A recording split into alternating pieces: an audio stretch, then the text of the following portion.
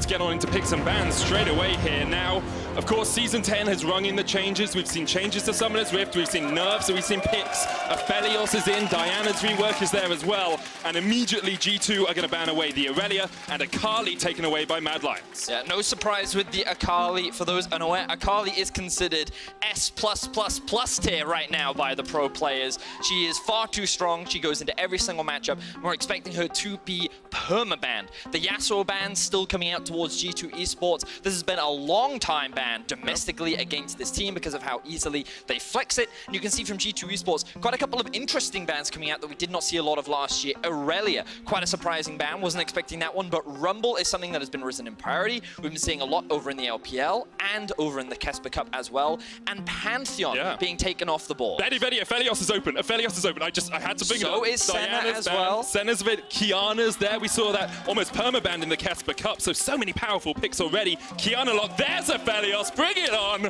I'm not going to get any of the abilities right, but it's going to be great fun to watch alongside the Lee Sin for Mad Lions. These lock-ins are coming in fast and furious for both teams. They clearly know what they want. And right now, G2, they've gone for a very aggressive comp. This looks like going to be a Qiyana in the mid lane. Of course, it can be flexed up towards the top side of the map as well. Senna going to be playing up against the Aphelios in the bot lane.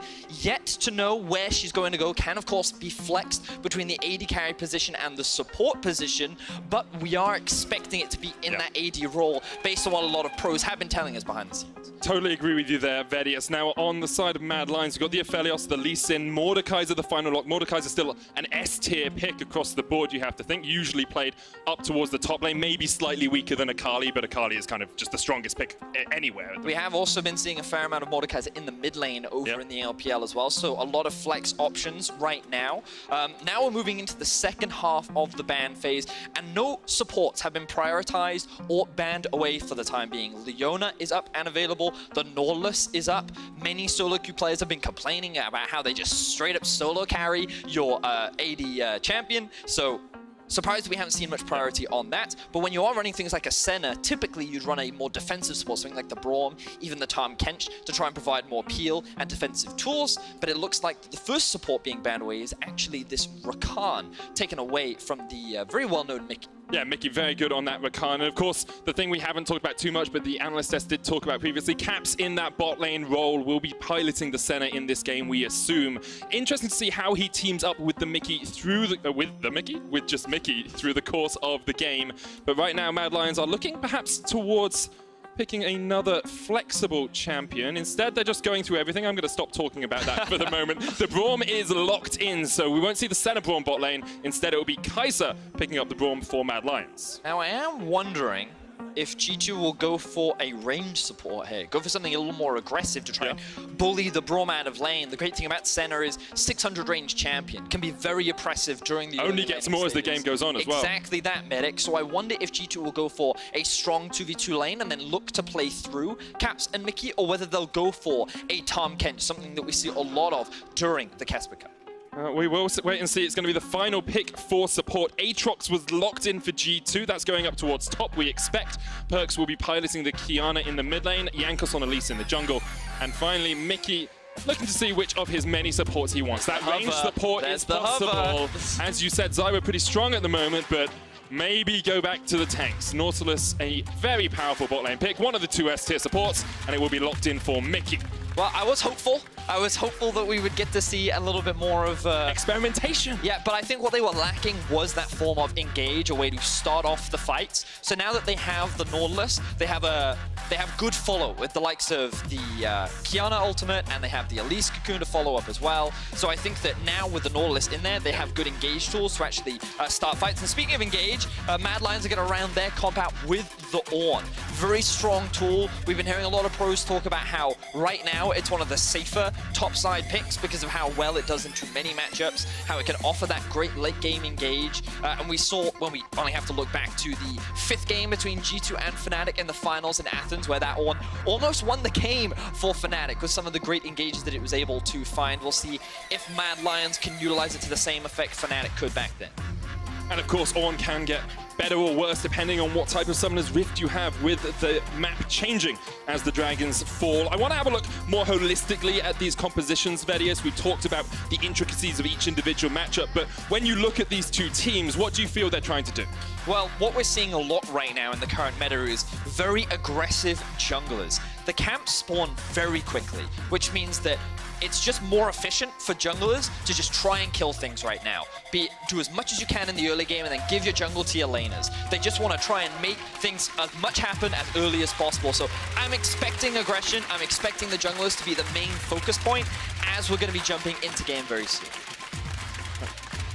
I think we are just about ready to hand it over to an interview with Mac behind the stage. Do you look into camera the whole time? Oh, we've been waiting for a second before we get there. We'll be ready in just a second. You see Caps' dad there. Now Mac is ready behind stage. Mac, you are in charge of this new lineup, so tell me about your debut drafting behind them.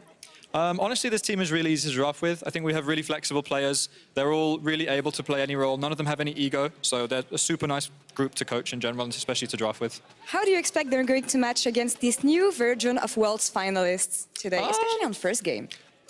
I think they'll be fine. I mean, these players have a lot of inherent confidence, I think. They're a really, really great bunch. I couldn't be happier with the roster we have. I'm really confident in all of the scouting that we did over the off-season, and I'm confident that they're going to be true to themselves and be confident and be aggressive on stage today, which is what I want them to do against G2. I'm really looking forward to seeing that. Thank you very much, Mac. Back to you guys on the Rifts. Thank you very much, Mac and Law. The aggressive style of Mad Lions, coming out of the gate roaring, you might say. Very different to Splice in the past, and I wonder if we'll see that a little bit from this Mad Lions bot lane, because Aphelios has been a champion on the fingertips of every AD carry in the offseason. I think anybody that has played any League of Legends over the last few months will have experienced some Aphelios and some Senna.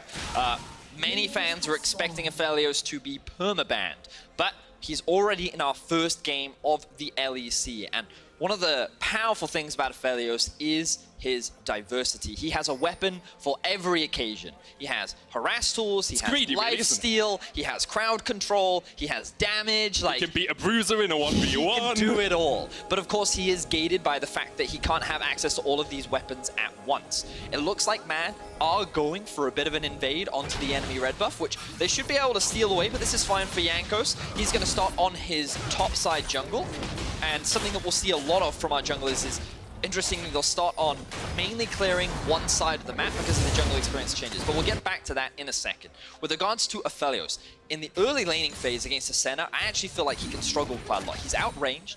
Of course, there is the Calibrum that will help mitigate some of that, but Nautilus has a lot more tools to be aggressive in the early game compared to what the Braum is capable of. Remember, Braum, very much more of a defensive support there to provide peel and safety for the Aphelios, who later into the game will have to try and avoid the Elise and the Qiyana and the Aatrox all looking to dive on top of his face. So I expect Caps and Mikyx to have early pressure in this bot 2 versus 2, and it's something that Carzzy and Kaiser will have to play around, and by going for that early invade, it incentivizes less the Elise to path towards bot. But of course, with Shadow securing both red buffs right now, it means that they have full information of where Jankos is, and he's not going to be able to secure himself a red buff in the early game. You can see Humanoid already pathing to the bottom side of the lane, knowing that Jankos was up there. Jankos will have a zombie ward as he cleared that out. Early sweeper from the Elise jungle. Not always seen, but can do very well if you want these early ganks. We talked about junglers trying to get a lot of ganks off in the early game to see if they can get themselves and their teammates snowballing. Now, of course, Jankos, while he's not able to steal away the red buff, he saw Shadow walk across the mid lane, so he knew what Shadow was up to. He has pressure in the bot side, and they should look to rotate up, but they're actually going to stay in the 2 versus 2 for now. Oh, the smite comes down. Jankos is the one to secure it. Lands the cocoon, and Shadow has to run away for the moment. Should be fine just to escape, but great smite there from Jankos. Bad flash, though. Not quite oh, wait, sure. did he flash? Yeah, he flashed as well. Okay. To be honest, didn't see that. I can only assume that he did it because he wanted to get behind the blue to then land a cocoon. Sure. But maybe he's rusty. Maybe, I'm not entirely sure. If we get a replay, if we get a look back, then we can talk about it. But yes, Jankos not going to have his flash available. Does successfully secure the blue buff, though. He does. Shadow now has shadowed his... Oh, okay, I'm going to mess that one up a few times this Right there, medic. Shadow is standing near his bottom lane to make sure that Jankos didn't go for a gank down there. At the moment, odds even in that bottom side. Aphelios and Senna on equal CS. I expect not too much to happen without the jungler intervention. And Jankos is up towards top. Wunder has been beating out Orome. He's about 15 CS up, but not going to be able to get too much more out of it. And that lead in farm is equating to a bit of a CS lead towards, a bit of a gold lead towards G2 as well. Yeah, so I look back, blue buff definitely died, he just flashed. I don't know. That's how you stamp your authority First game, on the Rift. he's nervous, you know, new player to the Rift, Jankos not that experienced. He's not known for his Elise play or anything, you know. In any case, still very even for the time being. You can see that G2 is starting to build a bit of a CS discrepancy. That's largely coming from the top lane. Yep. We briefly mentioned Orome up in the top side. He's not in a super favorable matchup in the early game, so he's going to fall behind a bit as we see some trading in the bot lane. Carzzy is going to land here. Mikyx does pop the Titan's Wrath, that shield on the Nautilus, keeping him pretty healthy. It is one of the reasons the Nautilus is so good at trading. If you go in, even if you're out of position, you can just pop your shield, and you don't really take too much damage. But with Wade pushing in, Carzzy brings out the flamethrower and burns through the minions pretty easily. So Caps is going to use this opportunity to go back to base, utilize his teleport, and come back to lane with a pickaxe. So he's going to have an item advantage, and this gives G2 an opportunity to look for a play. Mikyx going in with the hook once again. The unbreakable shield has been put up by Kaiser, but the last embrace will lock him in place. And for the time being, both Carzzy and Kaiser should be able to get away. You can see that Glacial Augment doing a lot of work on Caps. Very hard to escape a Senna. Exactly that. And I'm glad that we were able to highlight Caps' going for that early base, because you can see what he was able to do with that item advantage over Carzzy and Kaiser. No summoner spells were burnt, but by getting an early pickaxe, it gives him a lot of extra attack damage very early on. When you combine that with the Glacial Augment, it becomes very difficult to escape targets. She uses her Q, it helps apply on-hit effects, you then hit them with the auto, and it's just slow after slow, and you just can't get away. And then that easily sets up for her to land her W, and then you're set up for death. Yeah, especially when you have a Nautilus there as well. Even if you get away from some of the slow, the follow-up slow is coming in. Perkz has just hit level 6. Will have that Qiyana ultimate, which can be incredibly impactful, but both Shadow and Kaiser are standing in this mid lane. Now, Humanoid has that ult if he wants to lock Perkz in the realm of death. Jankos and Mikyx are matching, though. Both of them arriving into the mid lane. Want to be in a position to provide security for Perkz, but it looks like he's not going to need it. When I was researching Shadow and when I was talking to some of the Mad Lions coaching staff, they talked about how aggressive he was as a jungler, how much he liked to get in early plays and get in these early skirmishes. We've seen a little bit against Jankos in that blue buff, but so far Shadow hasn't really found an avenue into these lanes. He doesn't really have a lot of options. Once Kaiser hits level 6, then maybe they have some ability to set up a play, but for the time being, when you're playing with a Mordekaiser, when you're playing with an Ornn, there aren't a lot of early game options available to you. So it doesn't surprise me that he hasn't been able to make anything successful happen just yet, and largely why G2 have been able to build this slight advantage in the early game. You can see they're about 600 gold ahead at the 7-minute mark. Death's Grasp will pull Perkz back, but just pops one of those corrupting potion stacks, and he'll be all okay. Now, Jankos has snuck down in towards this bottom lane. He's going to use the sweeper, and did walk over a ward originally that they cleared, so not too surprising for Mad Lions that they just decide to back away. And now we'll see Mikyx and Jankos teaming up once again. The jungle support stepping in, trying to get some vision down is something we've seen for the last few years of League of Legends. Also something Mikyx and Jankos did a lot of last year. Orome struggling once again under the pressure, but now Shadow sees his opportunity. Call of the Forge God. Wunder flashes away from it, and now Wunder perhaps looking to dive the towers. Pop the world ender, but the Ignite is ticking. Orome flashes in, lands the Brittle, and there is the first kill of the decade in the LEC. There's the second!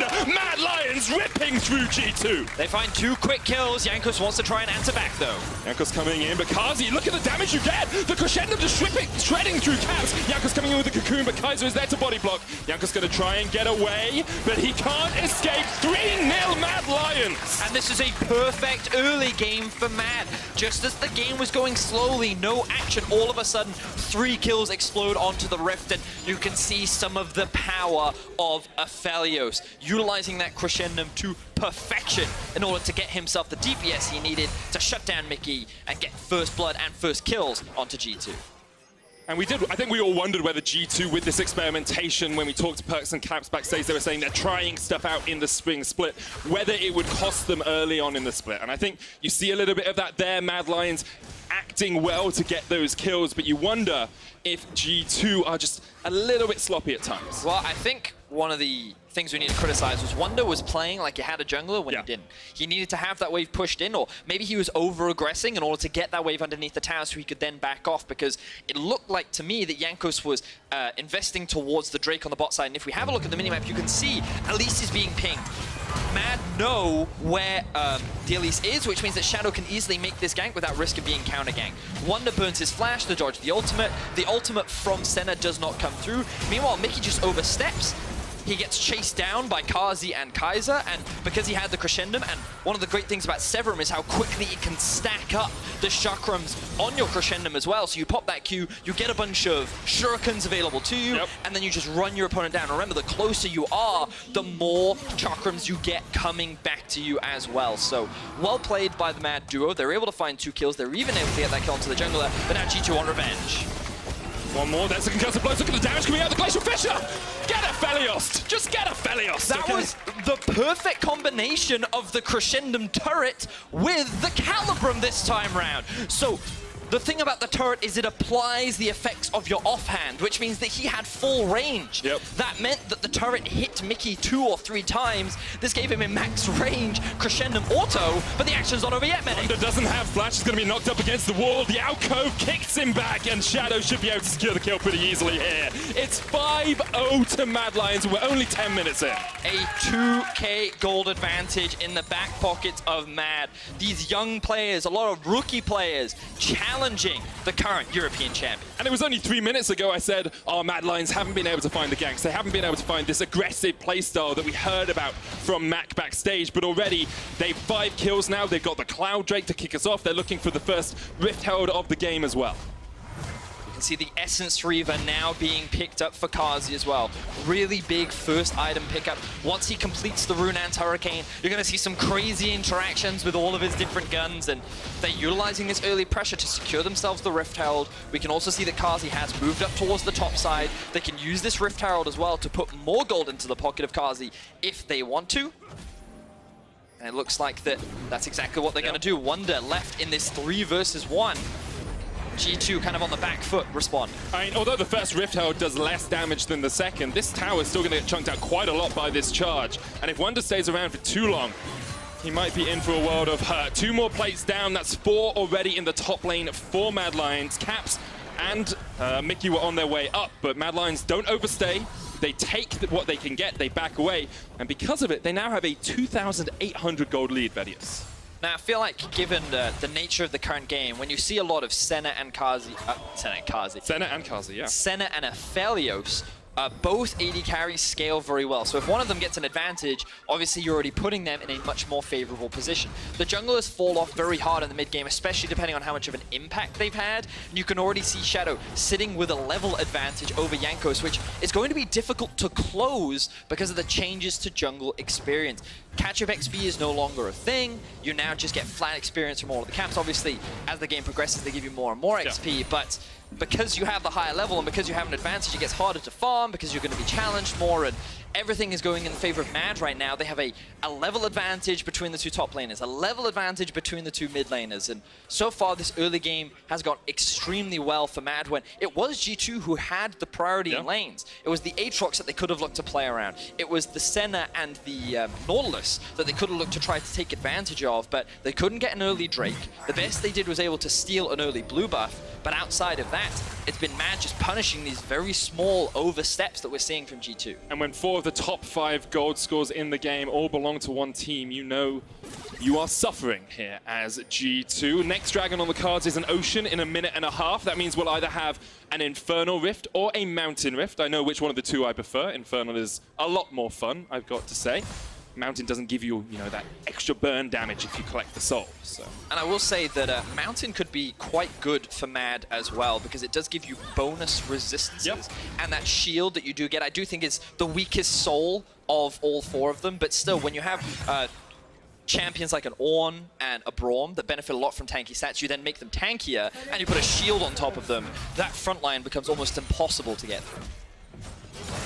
It looks like G2 have given up the ghost really on this top lane tower. They're playing with 3 people down towards that bottom side. Perkz and Jankos trying to double up and see if they could get a gank onto Orome, but Orome, one of the few Mad Lions players with experience on the LEC stage. However, here comes Perkz trying to catch out Humanoid. Deathsquad's going to pull him back. He's in the realm of death right now. Perkz flashes away. Humanoid looking to get away as well, but the Cocoon's going to land onto Shadow and towards the top side. Humanoid low down towards the bottom. Shadow able to get away. Humanoid should be done for. Healing up for an absolute massive amount of health, but in the end, Caps gets G2's first kill of the LEC in 2020. So G2 finally find a pick onto Humanoid. He did have his flash, but he didn't see the point in using it, given that Jankos was covering the river as well. Almost gets the kill onto Perkz, forced to burn both of his summoner spells, showcasing some of the power that Mordekaiser does have. But you can see in this situation, Humanoid thinks he's safe because Shadow is there, but he is not. There are 4 members of G2 collapsing. He is standing there, overextending, trying to clear this control ward, which he's very quickly punished for. And it was a little unfortunate, the synergy between Mikyx and Perkz. Yeah.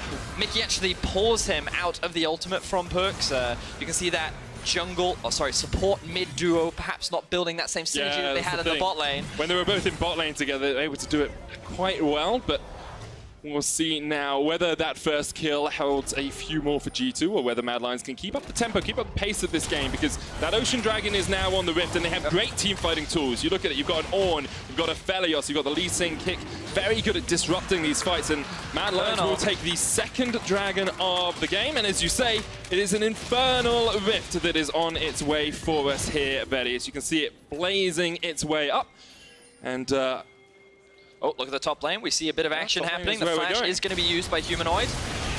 Humanoid's just caught under the tower. Dawning Shadow comes out. There's nothing you can do about that. G2 with a good reaction play, knowing that Mad Lions were down towards the bottom side. They need to be proactive to get back into this game. Of course, Mad not slowing down. They will answer by pushing in the mid tower and the bot. Here comes Wunder on the flank. Wunder's on the side, but Carzzy flashes forward, and now this is where you see the power of Aphelios. Still doing damage. Wunder manages to try him down, and he gets away. Kaiser should be able to dodge back towards Shadow here. Well played by Wunder to get out of that one alive. Good flank from Wunder, doing what he can to make up for the early deficit that he generated for G2, and they keep their mid tower alive. They'll get a bit more gold onto Perkz. They'll get a big shutdown onto Carzzy, burn both of his summoner spells, and they relieve some of the pressure that Matt has been putting down in this early game. And you can see Shadow, this is just way too far forward.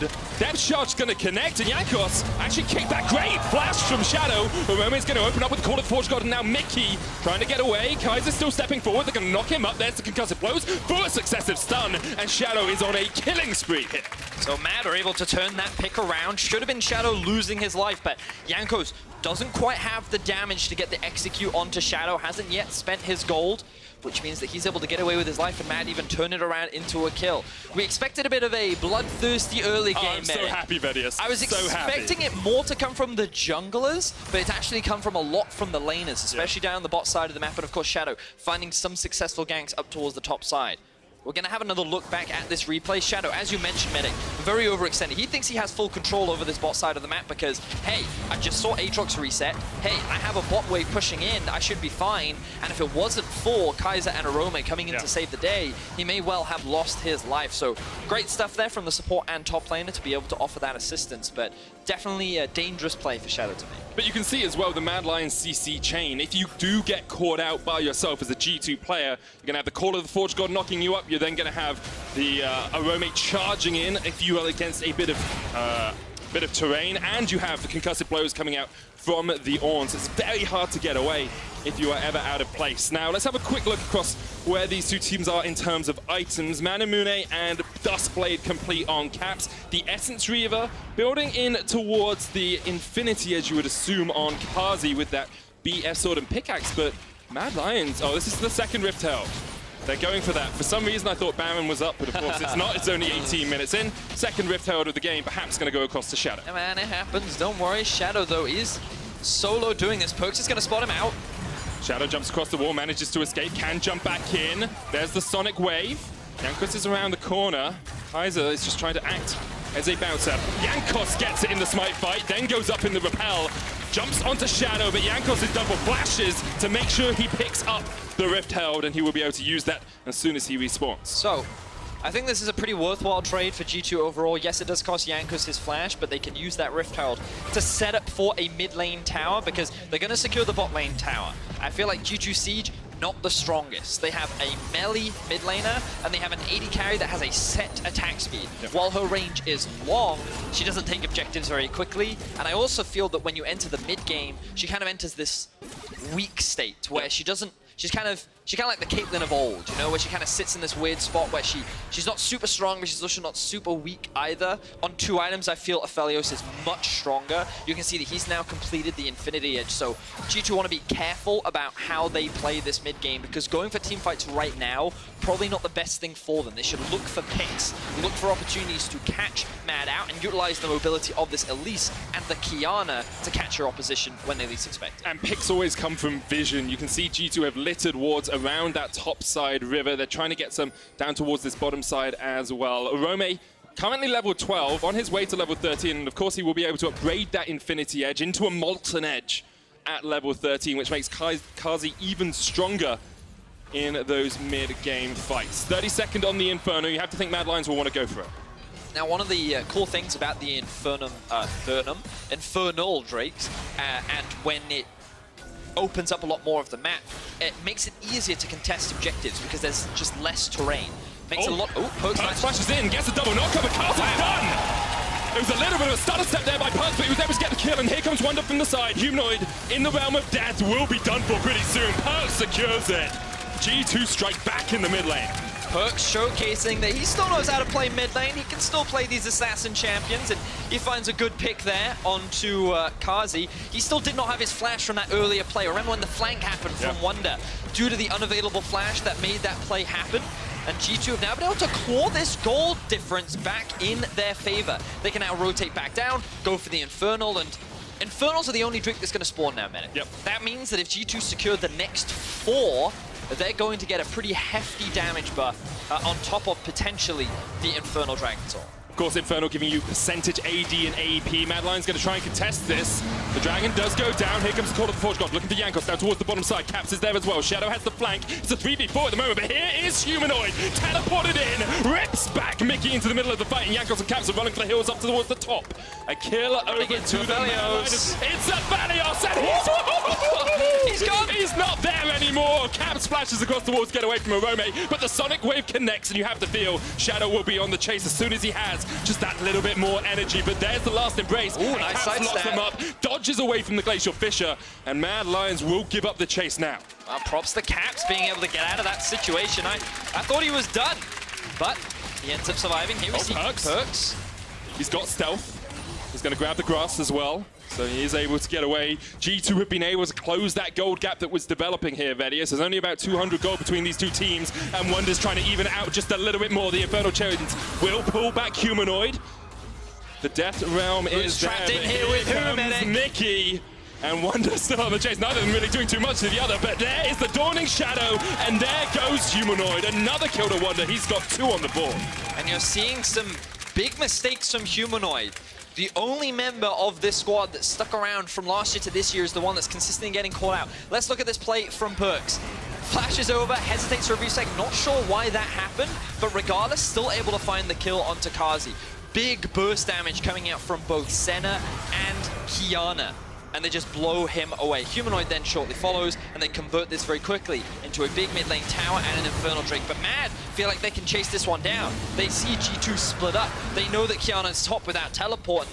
They think that in this situation, with no ultimates available for G2 and a flanking Humanoid, they can make this play happen. They managed to catch out Mikyx, and you can see here, you know what Carzzy's thinking. He's thinking free double, but Jankos lands the cocoon, and Carzzy just gets melted. Gets absolutely melted. Right, Caps does have a 2-level advantage over Carzzy now as well. Usually a level we equate to about 600 gold worth of stats, so that's about 1,000 gold lead just in terms of levels. So, that lull that I was talking about for Senna, gone now. She's no longer in the lull up. state. Yeah, the Mana Mune is now finished, and she is very, very strong. She also has a stopwatch available to her. Often we do see, might see another fight right now. Yeah, Wunder stepping forward. The concussive blows, 2 procs in. There's the third. Mikyx coming from the side as well. Call of the Forge God comes out. It's going to land on Mikyx and Caps. Maybe the chase is going to continue. Carzzy with a Moonlight Vigil lands it from long range, but it's only the Severum. He just gains health from that. Will be able to take out Mikyx, but not able to chase any further. So it looked like G2 were the ones to initiate on that fight, but they initiated onto a Braum. you're seeing why this champion has risen in priority in the current meta, and it's because he's a difficult champion to engage onto, Medic. You're a big support main, you know that if you're the one getting jumped on, you're like, yeah, I'm fine with this. I'm holding a big shield, I can defend my team, and I feel like G2 got baited into an overextended fight there that ended up in the death of their support. There's just such good follow-up as well for Mad Lions with the call of the Forge God, with Carzzy being able to chase people down, and Shadow has done a very good job of positioning in some of these fights as well. So let's actually watch Carzzy here and notice how he starts with the Q, he builds up chakrams, and then he swaps over to the Crescendo and throws the turret down. And you can see how much space he's able to build. He puts the Braum in front of him, he plays very safe, and now he's built up all these chakrams that he can use to run down targets, and he gets all this DPS from. So good awareness there from Carzzy to utilize the combination that he had to get the damage that he needed. And this is the thing with Aphelios as well, it's how you play a fight is so dependent on which guns you have up, because you could have Calibrum up and then you're looking for the long range snipes on people, you could have Severum up and then you're looking for more of that lifesteal, dodging in and out of the fight, as we say. Perkz here has the Edge of Night with that Duskblade completed as well, building up his lethality, but Mad Lions as a 5-man squad are all clumped up on this top side of the map. You can see Wunder's down bot. Orome does have teleport if he wants to match, but I'm not sure if he wins that 1v1 anymore. Well, I think Orome just wouldn't die. Okay. I think he would just hold the matchup, but I don't think he needs to be there right now. They're more focused on trying to force a fight around Baron. They feel strong. Carzzy has the upgraded Infinity Edge to the Molten Edge, and putting herself in this choke point against an Ornn. Here we go. Is exactly what Mad wants. So Mikyx going to be the target to face check. Oh, they haven't even started Baron, but G2 don't know that. Now Perkz has stepped forward, they will realize. Wunder's walked down. Caps is the one to use his teleport. Not a massive deal for the side of G2. Caps has just completed his Yumu's Ghostblade as well, so will okay. have quite a lot more damage in this fight than he had previously. Remember, however, there is also the Infernal Drake about to spawn, and if Mad get it, they're setting that ticking clock on the 4th dragon of the game.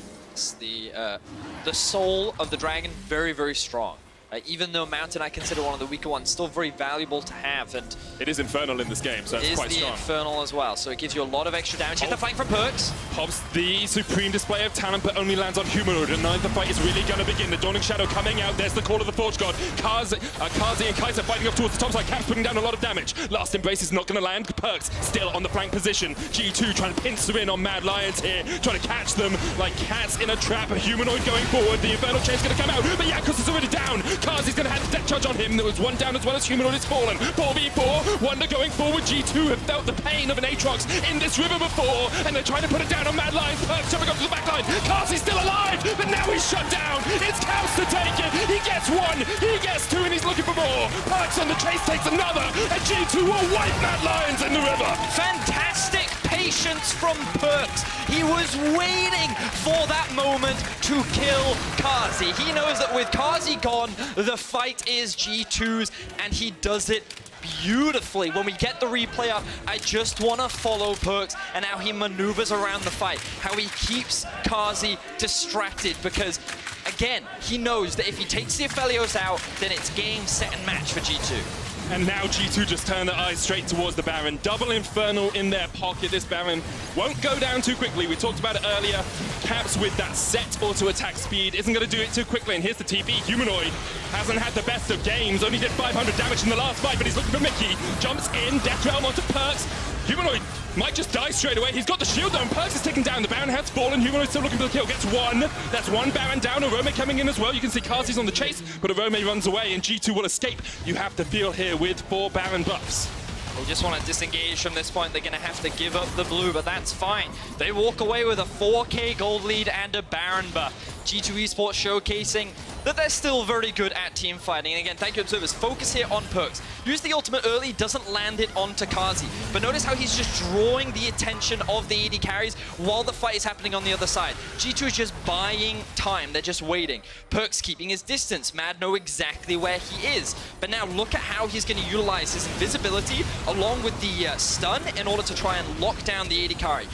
Carzzy gets knocked up. He uses the heal early. This is the moment where he's waiting. Okay, the moment Carzzy overextends, I'm going to go for the stun, instant pop. With him out of the fight, that is immediate cleanup for the rest of G2, and just props to Perkz. A lot of debate, a lot of questions around him coming back into the mid lane, and he showcases he's still very talented. He still understands what his role is, what he needs to do, and that is how you carry a team. And Cap's having a stellar game on the Senna as well. We wondered how his mechanical prowess would translate into the bottom lane role. Both in lane, Mikyx perhaps overextended a couple of times, but as a bot lane through these mid-game fights, they've had great performance. And of course, Jankos on Elise, never going to have it again. Back to Braum duty he goes. Sejuani or Braum, that's Sejuani or Braum. Definitely can't let him have these early game junglers. But in any case, G2 looking very strong right now. They fell behind early. They made a lot of big mistakes. They ended up getting punished. Mad now starting to group up. They want to try and force fights. Kaiser on the front line, pops the Unbreakable. Orome looking for the call of the Forge Guard. Doesn't land on anyone. Shadow! Wunder's on a rampage. Carzzy trying to do what he can with the Moonlight Vigil. He shut down Wunder, but there's the stun from the side. Perkz once again finds the flank. Orome chased out by Jankos. He sinks in his fangs and gets another kill. Humanoid comes out of the realm of death just to go back to the fountain. And G2 are just dismantling Mad Lions. The mid AD carry duo are doing some serious damage in these fights. Caps, his positioning is flawless. He's taking advantage of his range. He is one-shotting these carries, and there is little that Mad can do. They have put up a valiant fight. They have been able to find some great opportunities, and Carzzy, I feel like he showcased a lot of great things in this first game, but what can you do when people are diving on top of you? Like, Braum got obliterated by this Senna ultimate before he could really offer much to his team, and now G2, they're on the Nexus, they're looking to end the game. Kaiser trying to act as one final stand, but he's not going to be able to do too much. G2, what are you going to do when they come for you? Well, right now it looks like Mad Lions are just crumbling underneath the pressure. 6,000 gold lead for G2. They take both the Nexus towers, but they will not take the Nexus quite yet. Wow. Great stuff coming out from G2. Mad, they've done what they can. They're grouping up as a 5 because they recognize that they can't win on a side lane. They have to try and utilize that team fighting power, but the only way that's going to work is if you keep Carzzy alive, and in every single fight so far, G2 recognize, okay, kill Carzzy, win the fight. And they've been doing a great job of it every single fight. They really have. You have to feel it's just a matter of time before G2 can close this one out.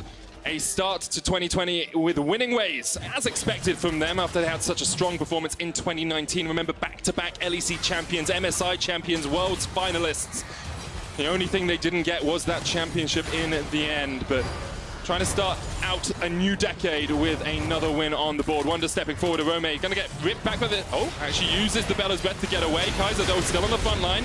Locked up with the lasting breath. Mikyx perhaps a little bit overextended here. He's gonna fall first, but the call of the Fortune coming out. Wunder pops the stopwatch to get away from it. Perhaps G2 have delved a little bit too greedily. The last embrace will stun up Orome for the moment, and Mad Lions just able to defend their Nexus, but not really much else. Yeah, definitely a greedy play from G2. Infernal is spawning in 15 seconds. Perkz. Not sure what he was looking for there. Infernal is spawning in, well, 10 seconds now, and Baron is spawning in a minute and a half, and there are obviously 2 sideways that they could look to play around. G2 had all those options. Instead, they just ran it down mid, and they tried to end the game. Right now, they have their eyes set on Shadow. And Shadow had his eyes set on the Gromp. Good flash away.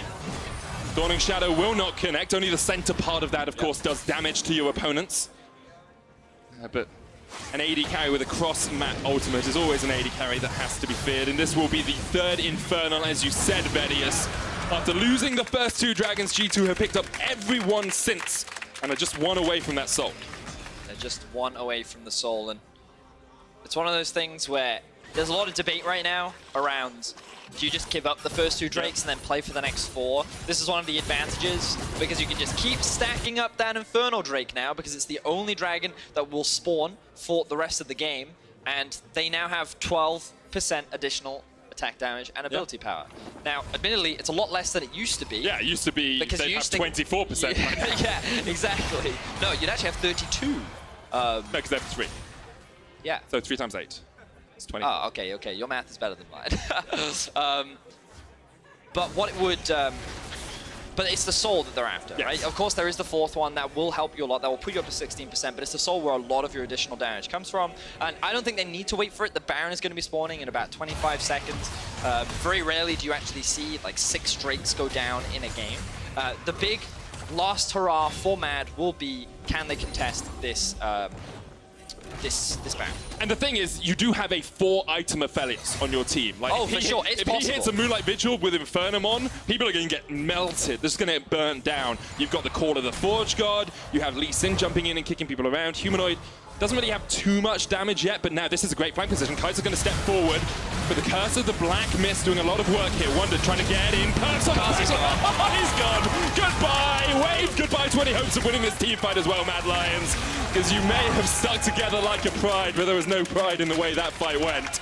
G2 just shred through them once again. Jankos gonna chase down Orome. Orome, of course, has the exhaust from the unsealed spell, but Caps is on his way as well. Extra movement speed from that Curse of the Black Mist, and Orome is going nowhere. Both Perkz and Wunder are pushing in the base. G2 looking for kills, as they always have done, and with the Nexus in their sights, G2 will record the first win of the LEC here in 2020. They had winning ways in 2019, and I'm sure they'll want to continue it. And they had Phantom Diving ways last year as well. There aren't even the minions going to take this. In the end, Wunder secures it. G2 1-0 in the LEC. Definitely not a clean game. You can see the head shaking from Grabs. He's a little annoyed with his player's performance.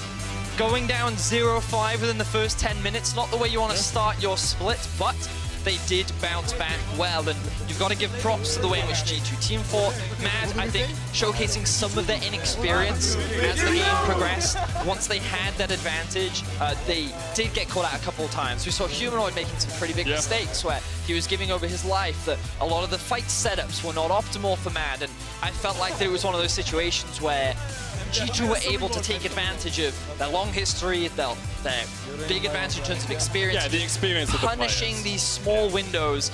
It's something that you come to experience playing against a team like G2 a lot, where even the smallest mistake can open a massive wound. But I think if you look on the other side of it, Mad Lions had a very good early game. You know, at that 10-minute mark, they were 5-0 up. They had about 1,000 gold lead. And for a team with 4 rookies in it, you can take a lot of hope from that coming in to the rest of the split. Of course, it's a very tough start for them.